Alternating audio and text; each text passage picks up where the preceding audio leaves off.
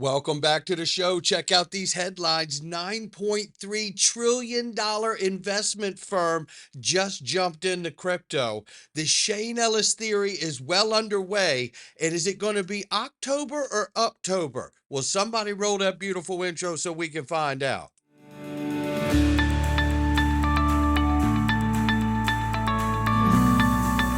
Digital Perspectives with Brad Kimes. Come on in.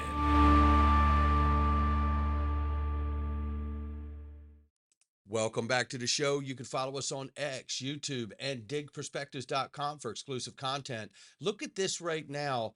We're all the way down to $3.86 trillion market cap for cryptocurrency, and the market's up 0.5%. So we have really seen a huge sell-off in the last 24, 36 hours here. Bitcoin holding 109,000 plus right here. Ethereum holding 3,900 plus. XRP at the number 4 spot at 278. Now we're up 2.1 on the 24, and just for the info, Ethereum's up 2.8 on the 24. Bitcoin's up 0.3.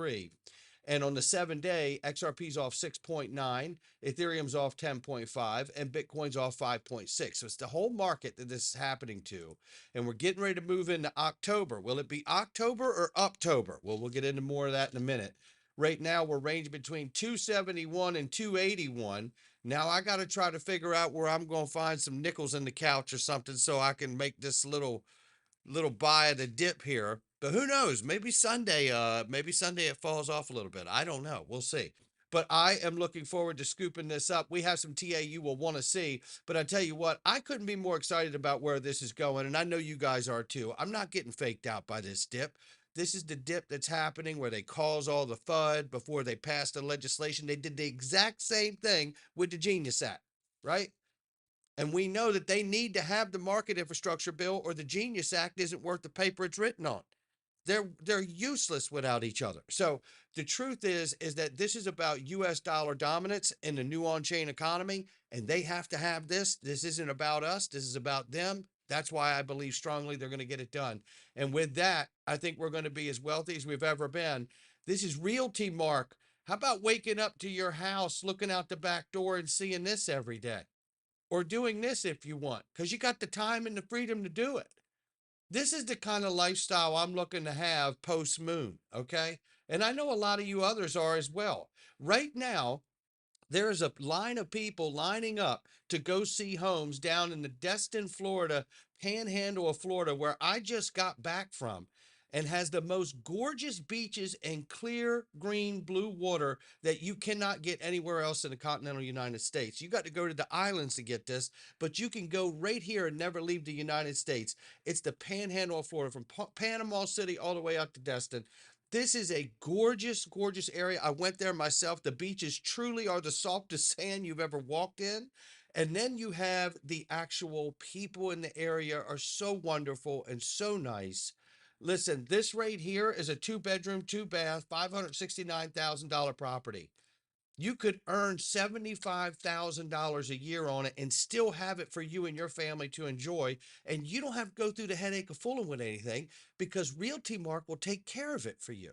All you got to do is use the number underneath the link, go to gulfofamerica'xrp.com and contact Daniel, text or call him, and he'll get you what you want. He'll put a mailing list together that's specific for your needs, and you won't believe the level of service you'll get with them. They'll help you get all of this done.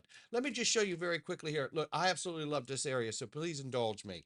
Okay, 1-bedroom, 2-bath, 400K this thing is. You could have that, not even have a dent in your portfolio after you get moon going on here. You could earn 60K on that property and still have that property for you and your family to enjoy as well. And most of these rental incomes are made in a 2-month time frame. So you still have plenty of access to your own property. Or how about this one right here? This is a $635,000 condo, beautiful property, 3-bedroom, 3-bath, and you could pull $80,000 on it. And again, most of that is inside a 2-month window of the season. So you still have access for you and your family. And then there's a gorgeous one here. The price goes up to any amount you'd want to spend. This is a 1.1 million plus, and you could earn 105,000 on it. The whole thing's paid off in less than 10 years. It's unbelievable. And God only knows what it's worth when you get there. So this is the kind of stuff I'm looking to do for my family and my portfolio and expansion thereof after Moon. So I hope that helps you guys. Gulf of America, XRP.com. I absolutely love this stuff. All right, let's look at this. The Sharia Review Bureau of Bahrain has certified XRP as Sharia compliant, a declaration that could open the digital asset to the $2 trillion Islamic finance market. Listen, I said this in a quoted tweet. This is a big deal when it comes to global cooperation, ladies and gentlemen. And I don't know of many other products that have this level of certified compliance. So this is big. And this is very dark, okay? Let's just make no mistake here. The Prime Minister from the UK, I'm going to let him say it. And that is why today I am announcing this government will make a new free of charge digital ID mandatory for the right to work by the end of this Parliament. I'm going to leave it right there. Is that dark enough? Mandatory in order for you to work. Yeah, I got to be honest. I mean, that does feel like a mark of the beast stuff right there. But I mean, then again, I mean, people could say, well, look at the dollar itself. Look at credit cards, right? Look at the fact you have a bank account. So you can't get too lost in it. But it is another level of control. And they could cut our money off today. I understand. You know, I get it. You know, my money could be cut off right now. I get all of that. I've had it happen. Okay. Especially in YouTube land. But nonetheless, it is the darker side of things, and we can't get so hyper focused on just, you know, moon, you know, making money and all this stuff that we lose sight of the dark side of what crypto and digital ID can be. So just be aware of it, right? So, and any way that we can protect ourselves, we certainly will carry that conversation forward. Listen to this. This is Eric Trump. Well, you talk about super bullish. He's looking forward to Q4. Because we are competing with China when it comes to crypto and Bitcoin. Can you explain more for people who don't really understand the geopolitical angle of this? Yeah. Nothing done in modern finance, meaning traditional banks, is done well. He's right about that. Now, listen, he goes on and breaks it down very succinctly. Eric is very smart. But I want to get you to this last part where he brings it home about where he thinks Q4 is going. You know, crypto solves all of these problems, and I've fallen in love with it. I think it's incredible. It's growing faster than the internet grew. And we're on the 1 yard line of cryptocurrency, and the future is incredible. The future is bright. The future is incredible. And I think fourth quarter of this year is going to be unbelievable for a host of reasons. Because we are. Wow. And here he says, stable coins will save the US dollar. Eric been listening to us? Coins will save the US dollar. I truly believe that. I've said that 100 times. So USD1 is just a digital US dollar pegged 1-to-1 against US dollar. It's been incredibly successful. I'm incredibly proud of it. After years of getting debanked, we fell into cryptocurrency, and it's been the greatest thing that we've ever done. We created a company called American Bitcoin. They were joking on the exchange, the NASDAQ, as we rang the bell, that it was the fastest launch of any company they'd ever seen, and it's just gone parabolic, and it's been an amazing venture. We're having so much fun. We mine Bitcoin here in the United States, hence American Bitcoin. At about 50% of the market value of Bitcoin, we're mining 24/7, every single day, 24 hours a day. And we've created one of the great Bitcoin companies anywhere in the world. And we're doing it on American soil, using American energy, and having a blast doing it together. Yeah, definitely. I mean, literally from announcement and launch on April 1st to a little over 5 months later being listed on the NASDAQ. I think that timing is unreal. And if you Coins. It is unreal. And that's the kind of stuff you can do right there. You got the Trumps alongside of you.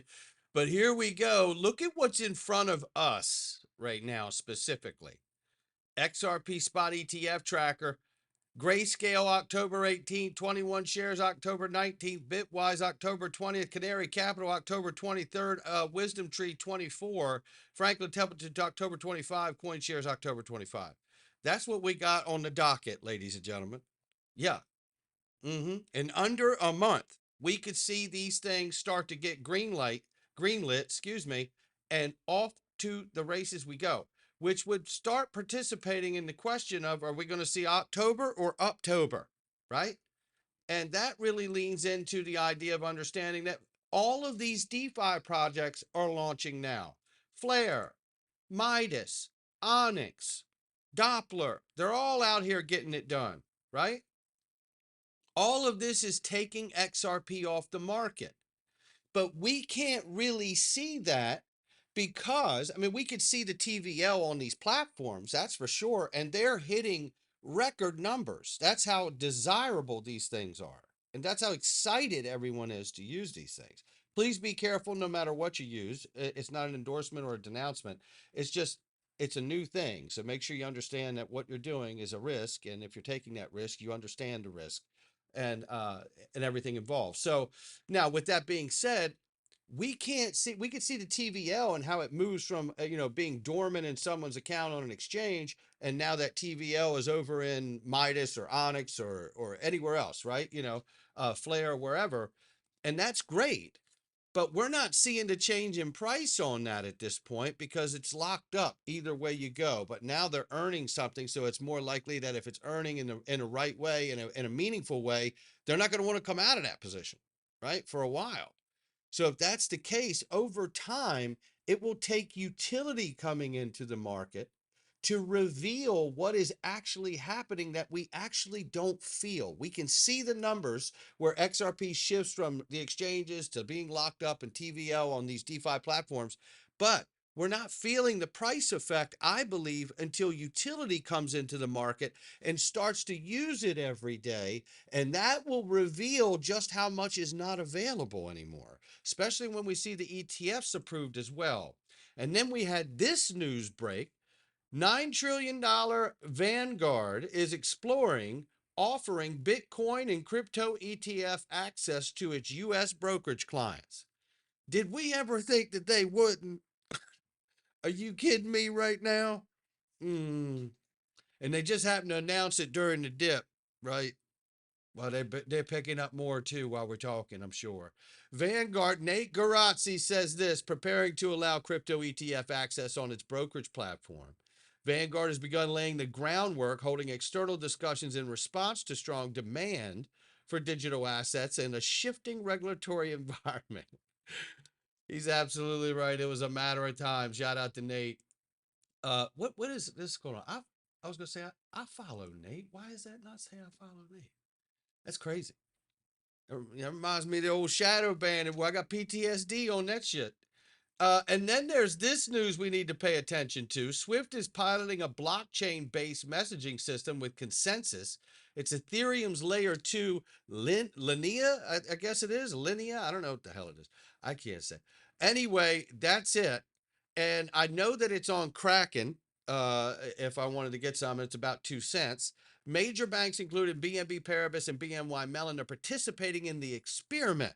Now, we'll have to see where that goes from there. But nonetheless, don't forget that we are working with Swift as well. And it's a multi-chain world out here, ladies and gentlemen. So I'm not freaking out, and I hope you're not either.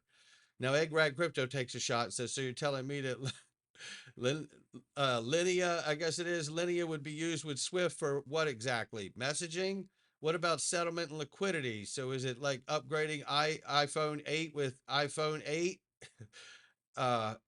It is 2 cents, so there's not a ton of market cap or liquidity volume there.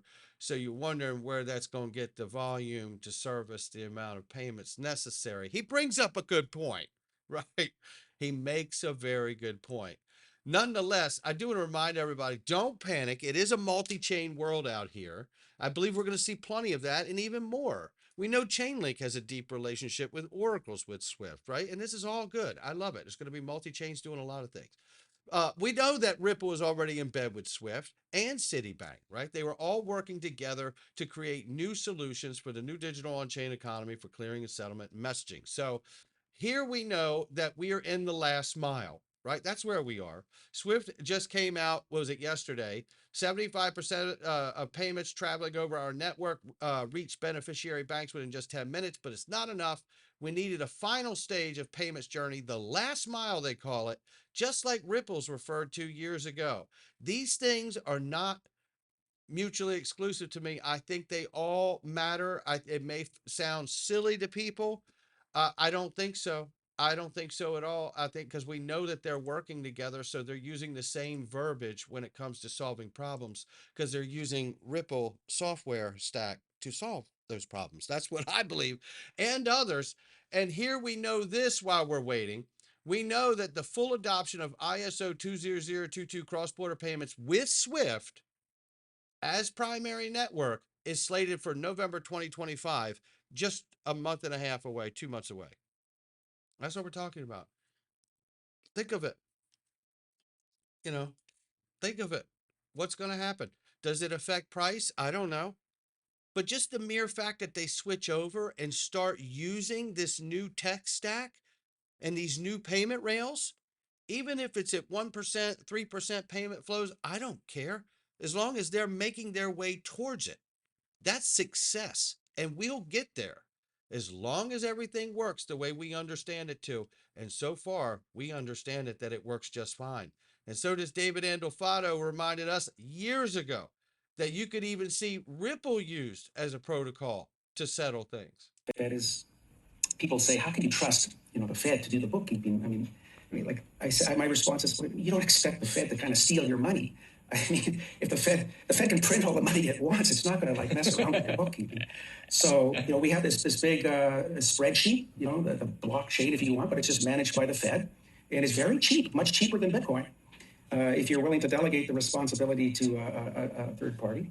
But then the downsides to all of that, of course, is you'd actually suppose you didn't want the Fed to be responsible for processing the payments. I mean, suppose, the Fed will likely impose some KYC restrictions on some purchases. They might not process some purchases that you might want to undertake. And so it was at that point that I said, well, we could, if we wanted to, extend the concept one step further. I'm not saying that this is ever going to happen, but just conceptually, you could imagine not Fedwire for all, but kind of like a Fed coin, where what the Fed would do is actually just issue these, Bitcoin-like objects, but and they would enforce a par exchange rate with the U.S. dollar. That would eliminate the exchange rate volatility. But they could delegate the clearing of these payments to some third party, some sort of Ripple-like protocol, or possibly even Bitcoin. I mean, we could delegate the responsibility of. Well, we know they're not going to use Bitcoin. It's too expensive, too slow at the current state. But nonetheless, you can certainly use Ripple. And by the way, isn't Ripple going for a banking charter in a Federal Reserve master account? And aren't we supposed to hear about that right around November, the same time that we see the cutover from SWIFT? And at the same time, we just get all these ETF approvals and we get the legislation passed for the Clarity Act, the market infrastructure bill. I don't know. It sounds like the perfect storm. I got to be honest with you. And then we can't forget that on Tuesday, we're supposed to see the implementation and full modernization of the U.S. Treasury's payment infrastructure. Now, who's going to be used for that? I remember when Greg Kidd told us in an interview that he introduced everybody at Ripple to the Treasury, and he came from the Fed itself. It's amazing because I don't know how many people out here know that you come from compliance. You come from a world of compliance inside the Federal Reserve. So this is a world you're very familiar with. In fact, years ago, you were one of the first people to join Ripple, and you helped get them compliant and get them there. Were you also like the person who introduced them to the Fed because you also came from the Fed? Talk about that a little bit. Listen.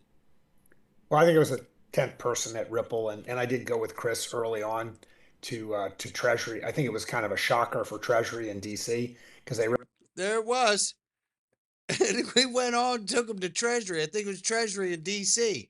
Realized, oh my gosh, this is a global, worldwide permissionless chain, and their heads were like spinning by the time we walked out the door. So that's that. There you have it. And I think that's exactly how we got Craig Phillips from the Treasury at Ripple. I think that's how we got Michael S. Barr at the Treasury from Ripple. I think that's how we got Susan Friedman from the Treasury at Ripple. And I think that's how we got Rosie Rios, the 43rd Treasurer, on the board at Ripple. That's how I think that happened. And that's why I can sit here with the confidence through these dips in the market, because this is much bigger than most people realize. And maybe we even see that modernization turn into this tech stack with XRP tucked in it, with Metallicus and other platforms and protocols. But meanwhile, you want to know what's going on? Today I want to be a bear? Well, guess what? April 25, we dipped 24%. June of 25, we dipped 13%. You take the average of that, it's around 18.5. Now, you know he loves to average these things to give us a balanced look. Final note here is that if XRP drops below 190 on the 3-day time frame, it's time to sell everything and run for the hills, he says. But nonetheless, it doesn't stop him from believing this. Keep ignoring it, but the target $15 to $33 is still very real. And with all the news that we just laid out, it could be even bigger. Not financial advice from me or anyone else. It's just my digital perspectives. I'll catch all of you on the next one.